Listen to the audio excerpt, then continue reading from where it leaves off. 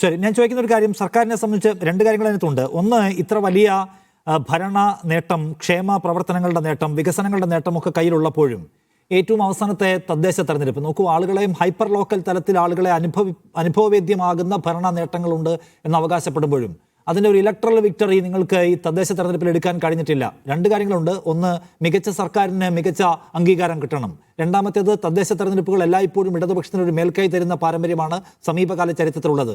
ഇവ രണ്ടിനെയും മറികടക്കുകയും UDF വലിയ നേട്ടമുണ്ടാക്കുകയും ചെയ്ത സന്ദർഭത്തെ എങ്ങനെയാണ് വിലയിരുത്തുന്നത്? ഇത്ര വലിയ ഭരണ നേട്ടങ്ങൾ ഉണ്ടായിട്ടും, ഇത്ര വലിയ തോതിലുള്ള അവകാശവാദങ്ങൾ അല്ലെങ്കിൽ നേട്ടങ്ങൾ മുന്നോട്ട് വെക്കാൻ ഉണ്ടായിട്ടും അതിന് ഒരു തെരഞ്ഞെടുപ്പിന്റെ രൂപത്തിലുള്ള ജനാംഗീകാരം കിട്ടിയില്ല എന്നതിനെ എങ്ങനെയാണ് നിങ്ങൾ കണ്ടത്?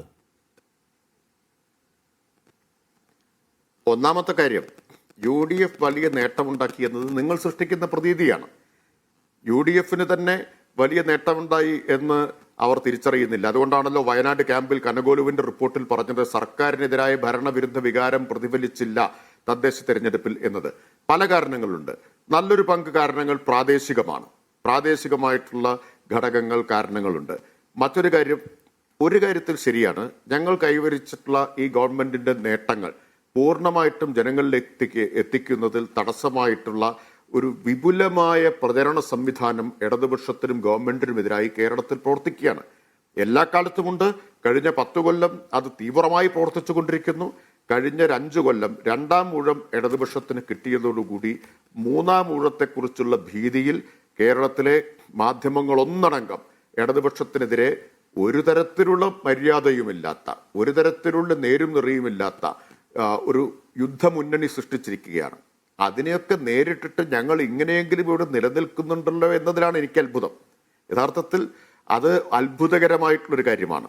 ഒരു യുദ്ധമുന്നണിയിലെന്നതുപോലെ മാധ്യമങ്ങൾ മുഴുവൻ ഞങ്ങൾക്കെതിരായിട്ട് തങ്ങളുടെ ക്യാമറകളും അതുപോലെ തന്നെ ടൺ കണക്കിന് പത്രക്കടലാസും വിനിയോഗിക്കുന്ന ഒരു കാലത്തും ഇടതുപക്ഷം അതിനെയൊക്കെ നേരിട്ട് ഇങ്ങനെ നിൽക്കുകയല്ലേ ചെയ്യുന്നത്.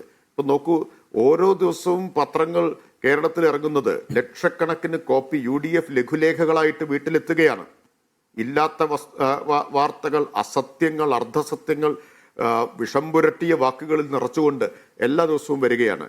അത്ര ഡസനിലധികം വരുന്ന ടെലിവിഷൻ ചാനലുകൾ ഈ പ്രചണ്ഡമായ പ്രചരണം ഇടതുപക്ഷത്തിനെതിരെ നടത്തിക്കൊണ്ടിരിക്കുകയാണ്. ആ സന്നാഹങ്ങളോട് കിടപിടിക്കാവുന്ന സന്നാഹങ്ങൾ ഞങ്ങൾക്കില്ലാത്തതിൻ്റെ ഒരു പരിമിതിയുണ്ട്. എന്നിട്ടും അസംബ്ലി ഈ തദ്ദേശ തെരഞ്ഞെടുപ്പിന്റെ വോട്ട് കണക്കാക്കിയപ്പോൾ ഞങ്ങളെ എതിർക്കുന്ന മാധ്യമങ്ങൾ തന്നെ പറഞ്ഞു ഏതാണ്ട് ഒപ്പത്തിനൊപ്പമാണ് എന്ന്.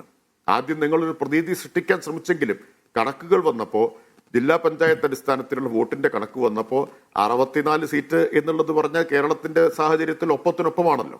അപ്പൊ അതുകൊണ്ട് ആ പ്രതീതി സൃഷ്ടിക്കാൻ നടത്തിയ